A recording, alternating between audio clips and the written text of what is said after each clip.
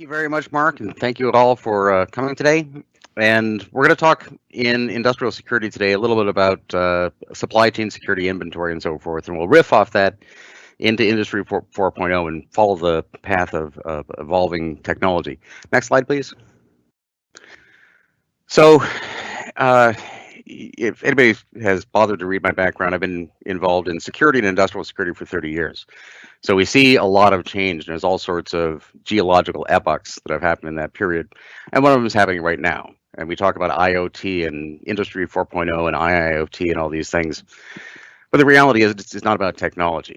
You know, as has happened before, the world is changing around us. The choices we make right now will determine whether we win or lose. You know, whether we're more competitive, whether we hit our budgets, whether we achieve the security goal. And so it's less about the technology and more about the drivers that are forcing us down these paths. You know, looking at this slide, of course, manufacturing is an example, or any other critical infrastructures are making a lot of changes. And the world is at the same time much more connected than it has been. You know, 5G and Starlink. You know, I live in Canada, in Australia. You also have the Starlink constellations. We're getting into a much more converged world. In Colombia, for example, the infrastructure operators there, a lot of them are Unisys customers, and we built a 25-year roadmap for the national infrastructure and demonstrated at an economic level that converging all these infrastructures and these networks allows 50 million people living in a mountainous region to have all of the 21st century services, while doing the same thing in the old way of having everything separate would cost more than the GDP of the nation. So things are forcing us down that path. At the same time, of course, all new paths come with risks, and we have some of those up on the screen. There's a paint factory went down, and 12 auto plants shut down because of the supply chain connectivity of everything and digital transactions. At the same time, adaptive supply chains let us deal with a lot of things. There's an article from early this year. If you Google DBOM and my name, is interesting because in that article we're talking about the global supply chain, which in fact has been massively disrupted. But adaptive supply chains, where you can use emerging technologies like 3D printers to provide parts in a flexible fashion, lets you apply these infrastructures to national security and pandemic response, for example. So everything's driving us down that path. Next slide, please. So supply chain security, as an example of what's moving through the industrial infrastructure, comes in many fashions. Another war story or two. So in Guyana, in South America last year, this is a tiny little country with 800,000 people that ran into $100 billion worth of oil. And not surprisingly, their infrastructure was all hacked.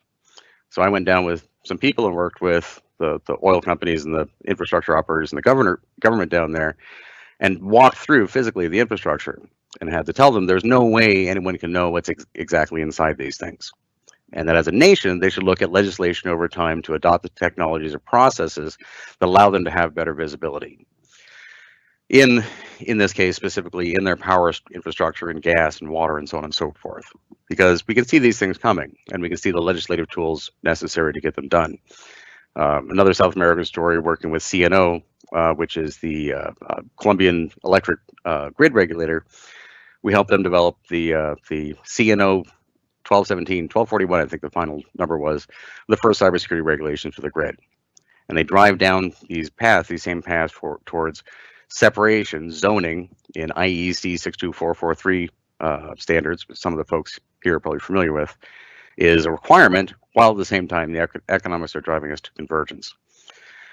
So, following the supply chain thread, you know, the digital bill of materials is just an extension of existing processes that everyone in the supply chain is familiar with. A bill of materials describes what's on a pallet, what's in a box, what's in a skid. You know, whether it's a new pump for a water substation, whether it's electric grid parts, whether it's materials coming into a plant for manufacturing. We've always tracked things that way.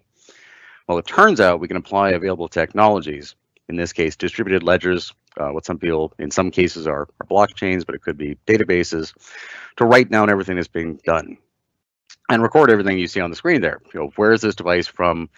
You know, what software firmware does it have with it? Who touched it? Who did things to it? And when was it built?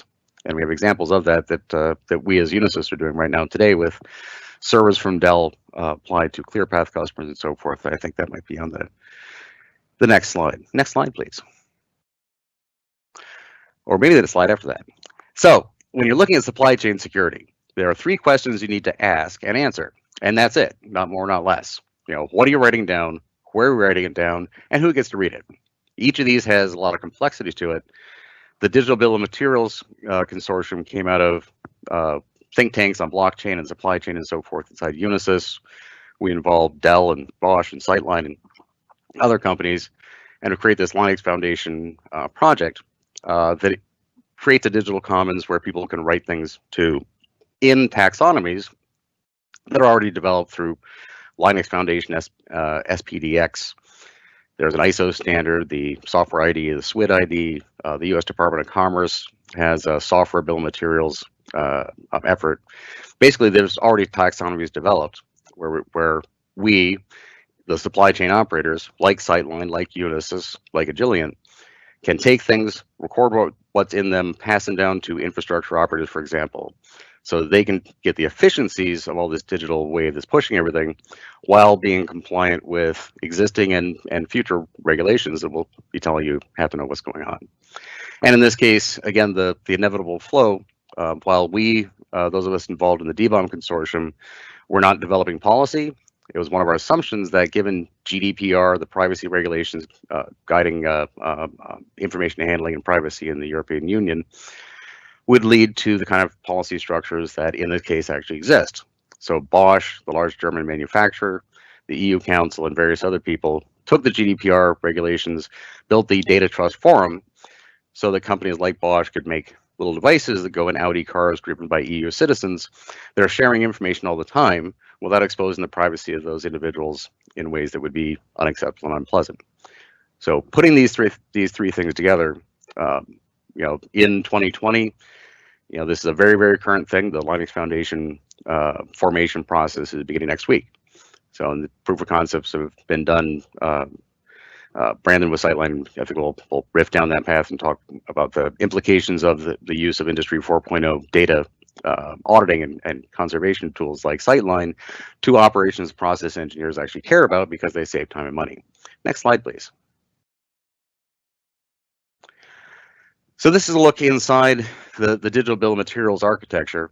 For the purpose, it's an interesting thing. As I understand some of the attendees on the call, these are perhaps the kind of things you want to use internally, have your own DBOM node, run that chunk of inventory, tie that into the global infrastructure. And also, again, is just an example, I think, of all of these things we're talking about with IIoT and digital innovation and convergence. So we look from right to left on this standard distributed ledger infrastructure where this consortium, the DBOM consortium that consists of, again, companies like Sightline and Unisys and Dell and Bosch and Honeywell and Schneider Electric and so on and so forth, run the top end of the ledger that each enterprise, each of those companies named, or anybody on this call or anybody else could run a copy of the DBOM ledger themselves, maintain that inventory, use it for operations or for companies like those of us on the phone, use it on behalf of our customers to help them achieve their needs and have the tracking they need without incurring costs and other overhead to make the whole thing not worth doing. Next slide, please. So you can see both, and I'll walk through this just at a very high level for the supply chain DBOM side of things. But each one of these we can pivot on. Sightline and Unisys do a lot of interesting things right now with dynamic cryptographic zoning and so forth that involve all these pieces.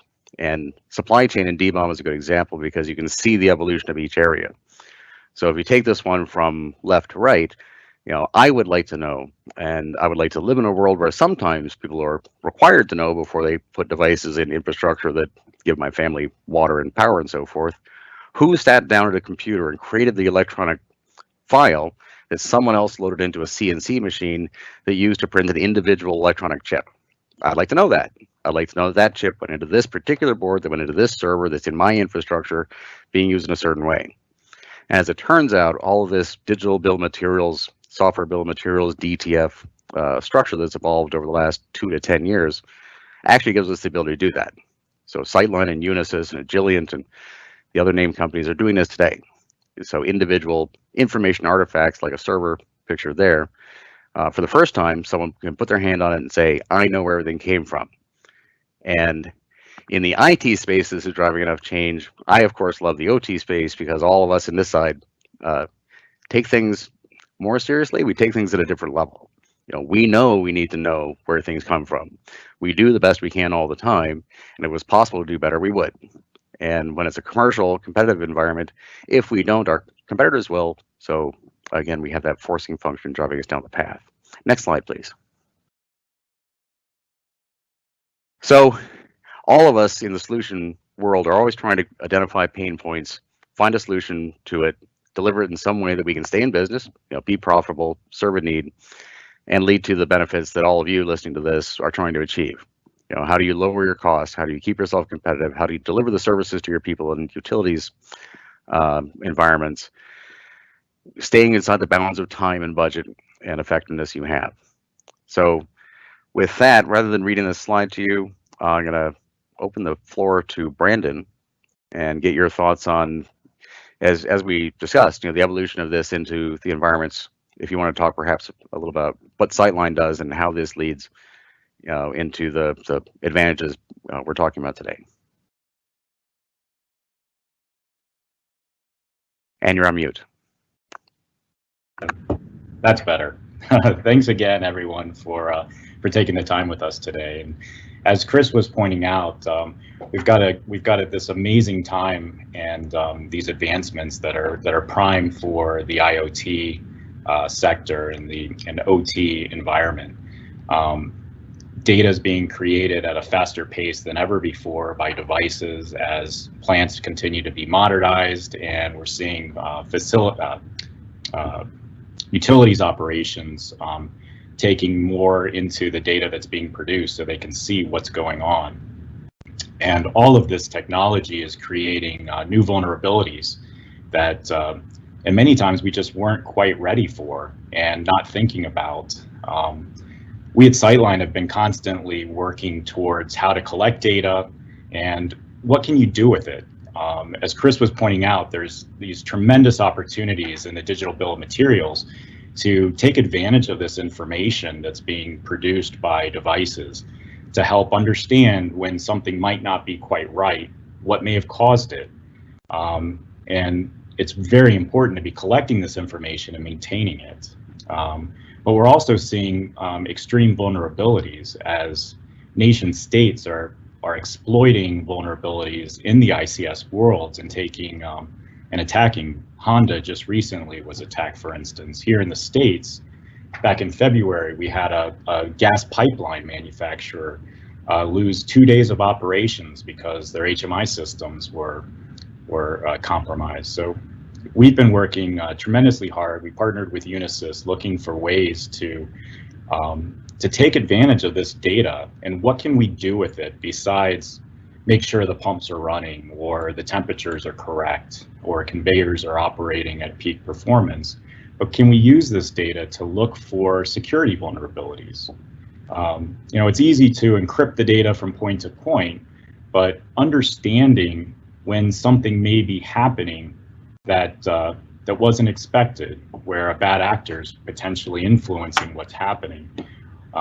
We're working extremely hard in how we can take advantage of the data we're collecting to, help identify, wow, that could be a problem, and help folks take advantage of that so it doesn't disrupt operations.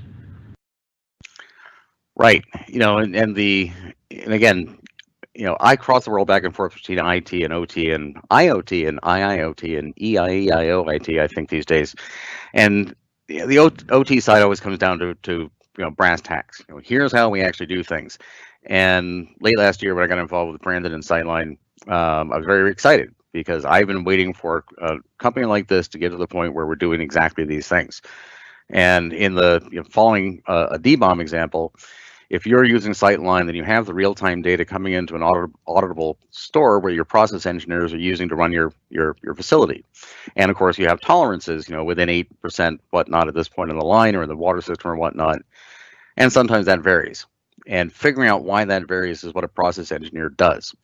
And we are constantly evolving in picking a use case in manufacturing. They're getting more and more efficient. And they're getting more efficient because they keep finding areas like this. The example we're working on with Sightline could be, so say for example, you have a production line and it's running within tolerance and it suddenly changes. Nothing on the floor itself indicates why that should be, but you can track, because of a DBOM entries, you can track automatically that particular, one of the 5 batches of chemicals that are being used right now, and find out that that one was stored at your supplier for 6 months instead of the 1 month it is usually found. So it's changed in state and it's behaving differently on the line. I would like to talk cryptographic zoning and dynamic isolation in a second as well, but Brandon, you want to riff on that? That use case and as Chris was saying, I mean, taking advantage of this data and being able to make decisions more quickly. I like to use the brewery example with DBOM. Folks that have purchased beer can report back if something's skunked, for instance, and we all that enjoy a beer here and there don't like our skunked beer, but having that data able to get all the way back to the production facility and being able to use analytics to try and understand, oh, the temperatures were off in the warehouse, or a different batch of raw materials went into the production of that series, just provides the ability to make these decisions so much faster and be on top of things at a new pace. Well, and a pivot on that folks here might be familiar with, Ripple 20, this pack of vulnerabilities that just came out. This impacts a lot of vendors, including vendors involved in the DBOM consortium. And Unisys, is a large company with a large code base, and all the other companies I mentioned are. And as you can imagine, we and as a community of companies are all looking for where these Ripple 20 things are in our software stacks. And I can tell you, this is the way it works. The senior people send emails to senior field people who send emails to more people who create Excel spreadsheets. And that's, there is more to it than that. There's Black Duck and various other softwares used to get this information, but it's not automated. It gets to the point where if anyone starts changing this, and they are, then everybody has to change, because you can't afford as a vendor to take the time and spend $100 million it costs to hunt that down. And you can rotate across segments, across OT and manufacturing and water treatment and power grids.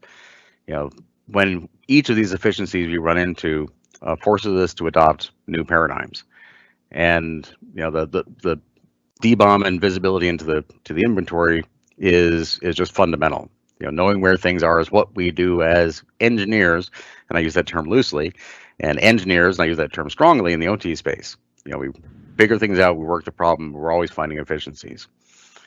Now the dynamic isolation and cryptographic zoning, this is a very, very popular solution right now that Unisys and Sightline have put together, where, similarly to exactly what we're talking about, since all of you have been adopting these Industry 4.0 data collection products, like Sightline, it creates an opportunity for us cybersecurity people to say, instead of you need to change the way you're doing everything and listen to a bunch of IT people about how to reconfigure your network, instead we can say, you take the visibility your process engineering team has already put together and is instantiated in Sightline.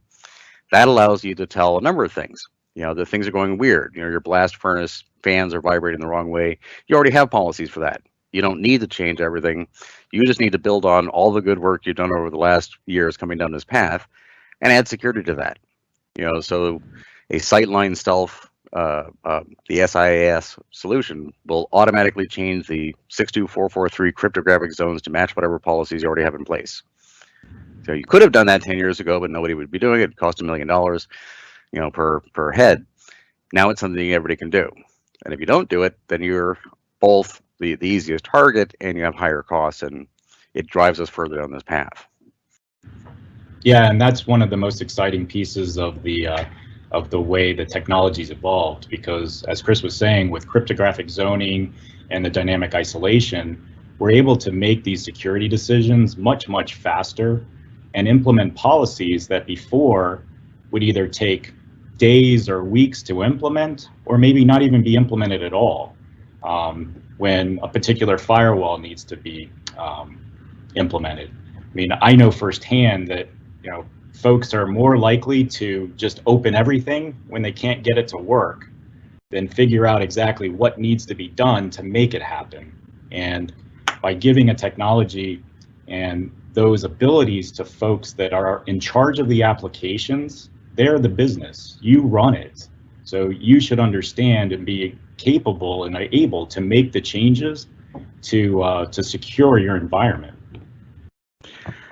And I did a podcast just recently on the advantages OT has over IT, right? And I talk about this a lot in OT crowds because, as we all know, in the industrial world, we've spent the last couple of decades being told, you're not very smart. Us cyber people are way ahead of you. We're real mature, and I can report to you from the woods that none of that's true, right? The IT world, IT cybersecurity world, is a couple decades old. One of my best friends is the guy that coined the term virus, right? Whereas in the OT world, we've been building water systems for at least 6,000 years. And this is where guilds come from and standards come from, because when you do infrastructure wrong, the survivors, come and tend to burn you at a stake. So OT is actually very, very mature. And one of the examples that comes to mind, I mentioned South American Colombia. I've been the acting CISO, CSO, OT CISO for a lot of the Colombian infrastructure, and doing that, built this 25-year plan. And the first week on site, they asked what I want to do, and I said I want to physically walk around and see everything. And something that always sticks with me is Freddie and his fish, because we get into this, one of the four large water treatment plants in Medellin, and there's Freddie, a 70-year-old guy who's been running this plant for many, many years. And Colombia has been through a lot in Freddie's lifetime, but now it's doing very well. And he has big SCADA systems, he has all sorts of data, he has great visibility, and right outside his office there's a fish tank connected to the third stage of the water treatment plant with goldfish in it, because OT is serious. We take real data, we take it real seriously, we check it 17 times. And Freddie trusts his ICS, he trusts his automation system as far as the fish don't die, right? So we have these opportunities with each of these issues, with supply chain and inventory, digital bill of materials, or however that's done, though DBOM seems to be the way the world's going these days, with these Industry 4.0 real-time data stores that give you the information so that you can implement security adaptively on existing policies that are already mature. These are areas where OT can do things that IT is struggling with. And I think there's, in many ways, a bit of a sea change we're going through here, where as this convergence happens, I've literally seen this happen quite a number of times, where OT takes over the IT space. Because in infrastructure, IT is a cost center and OT is the business, and it has mature processes.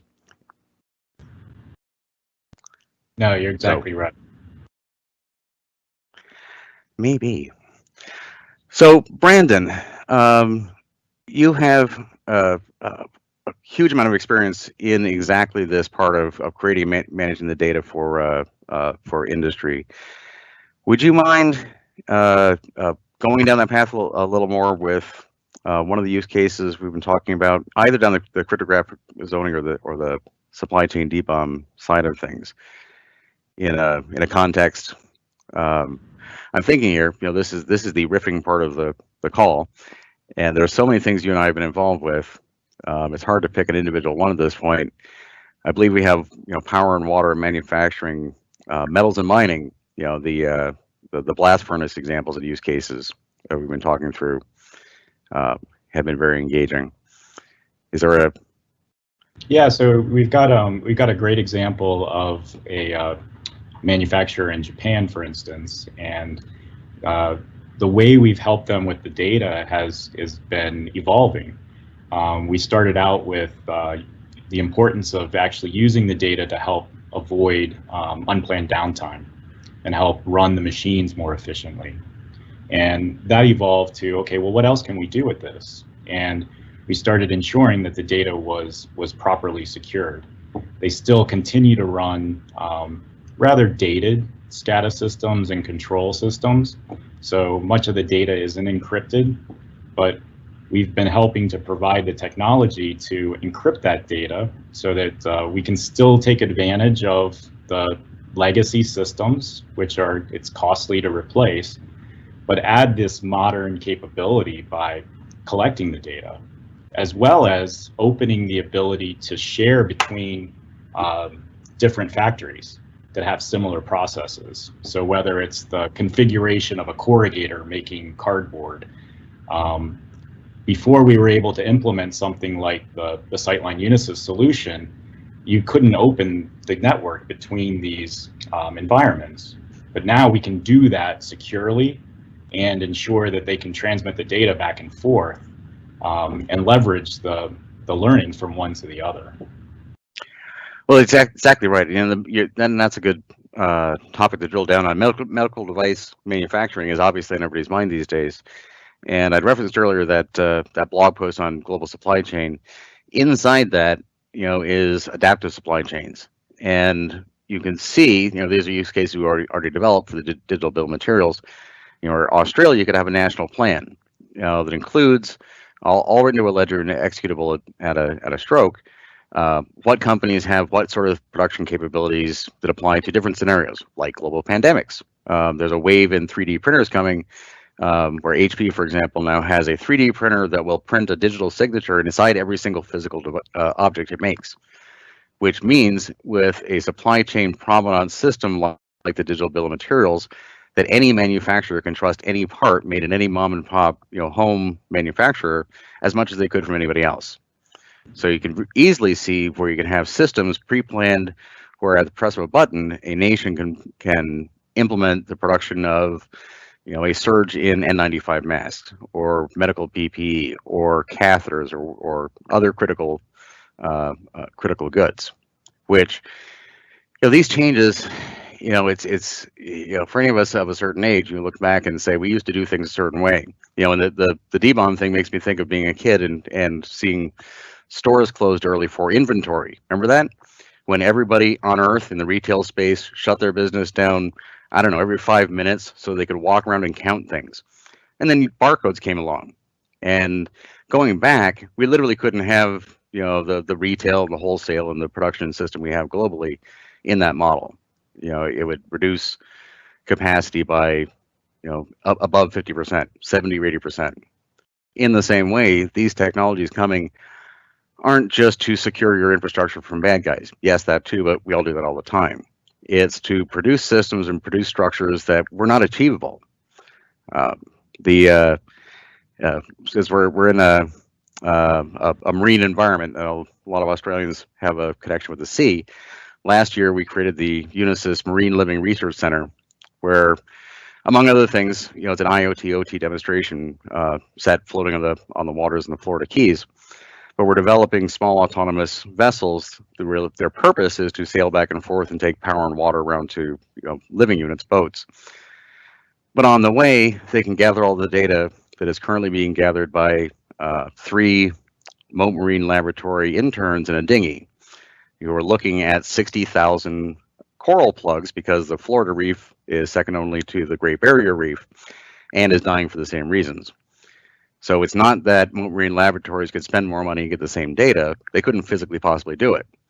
But adopting these technologies, we can give them exponentially more information effectively for free. And these are the sort of transformational things that are going on in OT. Yeah, and we're really excited about the opportunity to help bring some of this technology to what everyone's calling the edge, where this marriage of IT and OT has for a number of years just simply meant that OT data is being transmitted up to corporate in some fashion, but it still makes it quite difficult for the folks on the front line to take advantage of it and make better decisions faster with it. And these types of evolutions help to do that, so that operations engineers can do their job quicker, and ultimately save money and be protected.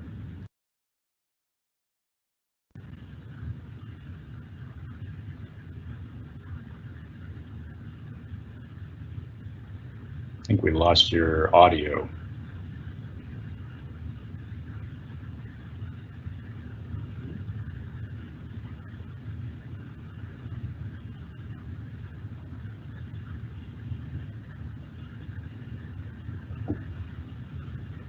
And can you hear me now? There we go. Okay, muted inside the system. Yeah, so I know we're getting right to the Q&A time. So just to finish, since I mentioned the marine living thing, the economics, it's a fantastic example. We know there's marine autonomous shipping centers and so forth. Marine living is an interesting one. Even with the pandemic and the changes, if you are in some place like Sydney or Key West, Florida, someplace where real estate's expensive, you want to have an Airbnb. It costs X dollars to have that unit. Having a boat's way cheaper, and having a boat with the docks have filled up in the Florida Keys and elsewhere, so people are putting boats on anchor. That boat on anchor with IoT, with smart systems, with the air conditioning, like we've done in the Marine Living Research Center, makes $25,000 a year more, and that pays for, as I mentioned, the autonomous systems that will hopefully help save the Florida reefs. So these are the scales of changes that we're talking about in all these things. So Mark, are we in? Got some questions? Yeah, we do have some questions, and I might just maybe consolidate some of the questions that have come in. I've published them, so they're available to look at. But one of the questions was, well, how do you deploy this kind of technology in a system? And I guess related to that, if there is an incident, how does this technology operate to deal with that incident? Sure. So let me take a couple of stacks of technology. So Sightline is a EDM product that does the things it do, and Brandon can talk about what it takes to implement that. The digital bill of material we're talking about is a relatively lightweight addition. Again, bill of material systems exist everywhere through the supply chain already. Most of this work, the technical work, is done by your suppliers, so it's not so much something that is a burden or onus on the utility of the manufacturer. Cryptographic zoning, we talked about this. This is a combination of Sightline and Unisys Stealth, which does the cryptographic zoning. Stealth is embedded in some products in the OT space already, so it may already be a feature. It can be added to systems, and as we go down, of course, the OT stack and the Purdue model and so forth. If your sensors and so forth may not be stealth enabled, so they may be things you group behind stealth gateways to create the 62443 zones, and the combination of that with the policies that would already exist in a system like Sightline just allow those changes to happen based on policy. That sound about right, Brandon? Yeah, exactly. It's all about enabling the edge. So we're working on deploying technology to collect data easily from the devices and sensors and secure that through a simple to use interface. And really, it's bringing a big data system to the OT environment. So at the edge, you've got the data and the technology to make decisions faster and easier. Yeah, so I guess another question is kind of, you'd be familiar with the incident we had last week with foreign state actors, really focusing on Australia.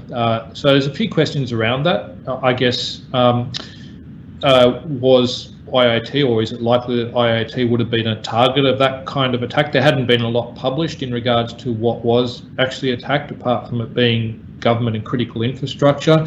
And secondly, with this sort of technology, can we tell if something is in the system? So we talked about, kind of sleepers and things like that are embedded in the technology that may be called into action. So does this technology identify those things could be planted in the system and made live to attack the system at a later stage? That's a great question. So situational awareness, paying attention, right? In the IT world, we've been developing SIM, security information management, and sensors. In the OT world, hopefully everybody now is at least familiar with the OT monitoring sensor space, where you're putting things on span ports and so forth, listening to traffic. What DBOM, going down that technology path, adds to that is inventory. You know what you have.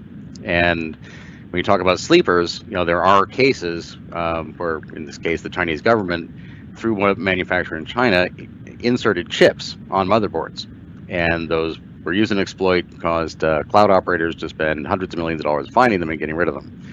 And in my war story about Guyana, that's exactly the sort of case that I'm concerned with. Australia has a similar case. There are geopolitical powers that have interests.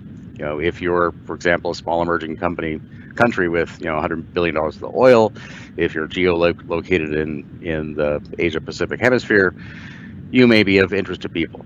Now, putting bugs in things is, I'll riff over to Sightline for this, but for the digital bill of materials, a lot of your risks are manufacturers and vendors and people in the middle putting bugs in. Less about external hackers or somehow putting software into your systems.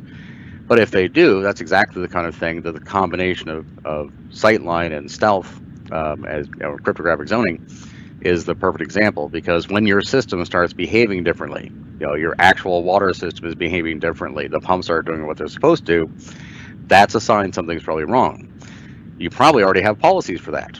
And whether your physical system is behaving differently, whether your real-time data is getting out of whack because there's sand in the grist mill or because it's a cyber attack, doesn't really matter that much.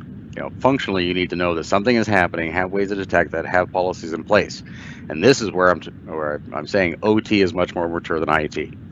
IT keeps building these things from scratch. OT tends to have mature policies and mature processes in place already, and actual process engineers spend all of their time focusing on that. Brandon? Yeah, and I think to that point as well, there's historically been a tremendous trust within the employees within an organization that are working per those specifications that have been defined, but it really produces or creates these opportunities for bad actors to take advantage of a situation. We've had conversations with a number of clients about how do we help make sure that the data we have is accurate or true, because folks are not inputting the data as accurate as maybe they should. So watching for these changes is something that's really needed, unfortunately, in the way things work today. Well, I see in the question somebody's asking about where the cost savings come in, and the answer, fortunately, is it's up to you. And in competitive environments, it's up to you and your competitors. And Darwin will work all the way through it.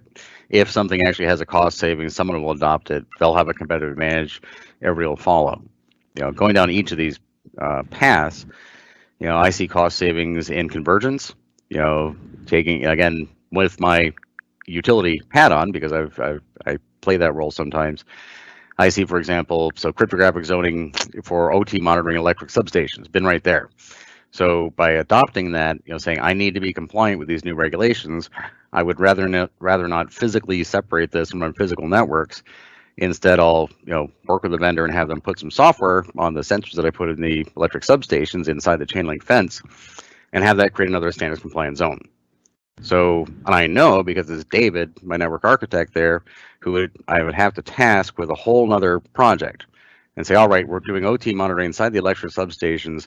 We've selected these sensors, now come up with a security plan to mitigate the risk of having those bloody sensors in the first place, inside the electric substations. So I don't have the staff to do that there anyways. David's plenty busy enough, and I don't need to add more things to him. And whatever solution he came up with would cost me a lot of money. It means I can't do other things. And that's in a utility environment where you can say it's not competitive, but of course, anyone who's worked in the utility environment knows that's not entirely true. Excellent, thanks for that.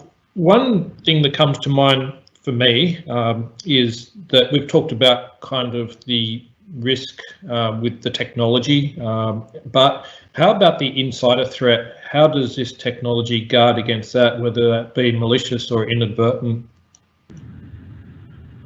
Well, again, you can rotate around that. You can see a lot of the technologies that you folks have already implemented already. Situational awareness, one of the nice things about OT, what an industrial control system is, what not just the electronic system, but the entire process is situational awareness. In OT, we pay attention. I may have welded that pipe myself personally, but I'm still putting a sensor on it, a camera on it, because I don't trust the sensor. And I'm sorry, what was the question? I was so wrapped up in my own explanation, I forgot. That's bad. We talked about technological kind of risk, and the question relates to the insider threat. Insider threat, right? So situational awareness really comes down to paying attention to what's going on. And in the IT space, this gets really fuzzy and messy. Again, OT is a little more clarity. Since you should know who's inside a zone. If you are creating, IEC 62443, ISO 99 zones, then you should know who's in it. So I define that these people and these entities are inside this network and inside this process, and I confirm that all the time. I pay attention, right?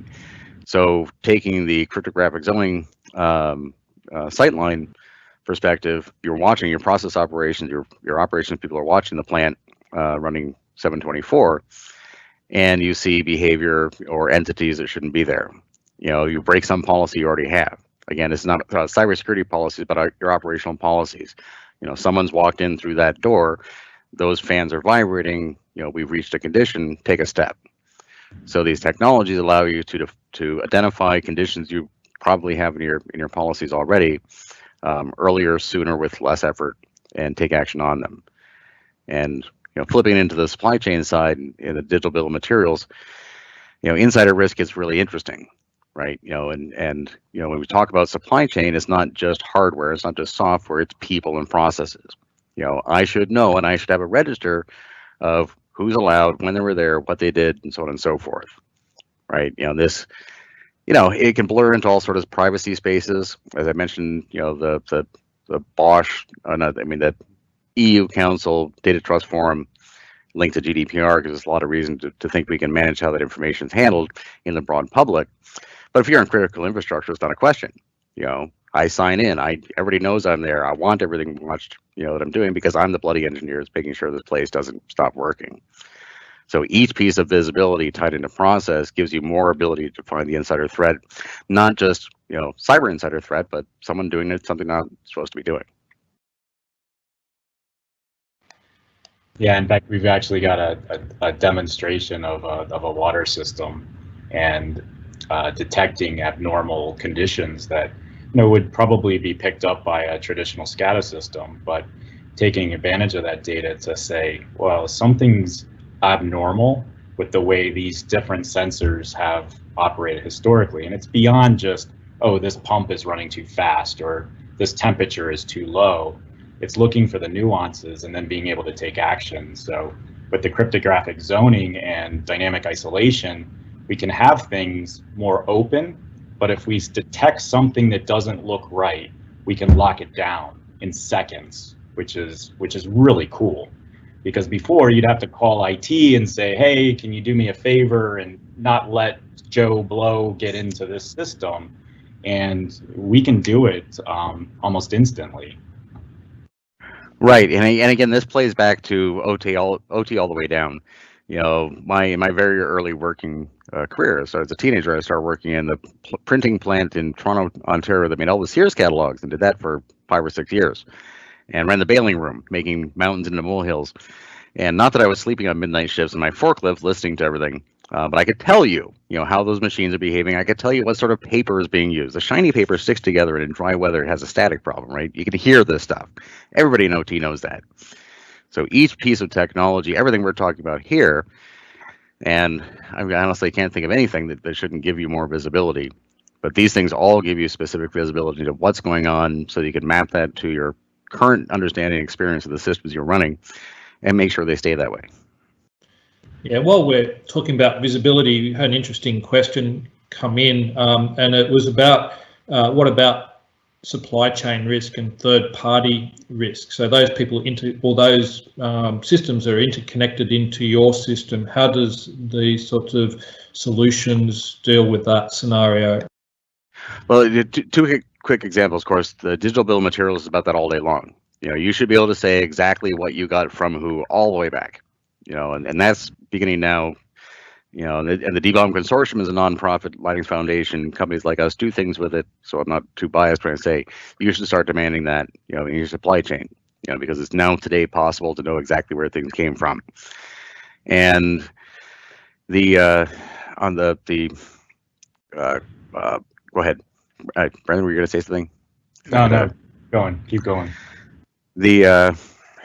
And sorry, again, I ripped on that. So supply chain and so forth. The rats. I had another war story to share right there, but it evades me at the moment. So, but yeah, so supply chain risk, connectivity. Sorry. There's a lot of answers, but I think we have 1 minute. Yeah, thanks for that. Look, I agree. We've kind of come to the end of the presentation now, so I might wrap up. But that was excellent feedback, and I think a lot of it comes back to that cryptographic zoning and isolation for that third party. Oh, sorry, Chris, did you want to? Yes, I remember one of those stories. So this is. Sorry, Brandon, this isn't the Sightline thing, but it's another perfect example. So Honeywell SMX is a Dell Latitude tablet they sell the Honeywell sells as a product, so you can check your USBs before going into an OT environment. And we did a stealth integration with them. It's a perfect example of third-party risk. In fact, right down to this exact example, where you have a contractor showing up on a North Sea oil rig with this laptop that's then attached to the Wi-Fi on the network. And the question of the oil rig operator is, how the hell do I know that thing isn't some infected, horrible thing getting on my oil rig? And the Honeywell answer is every SMX belongs to a single ISO 9624443 zone that we maintain. So while that device is actually on your rig, from a standards, network architecture, and compliance perspective, it's not. It's actually not part of that. It has no connectivity as if it was on a separate physical Ethernet network. So there's ways, each of these technologies we're talking about give you ways to deal with the results of risks. If you have a supply chain risk that's getting into your process, you'll probably see that in behavior where Sightline comes in, and in network architecture where you can allow parties into various parts of your network, various zones, and know that they stay where they're supposed to be.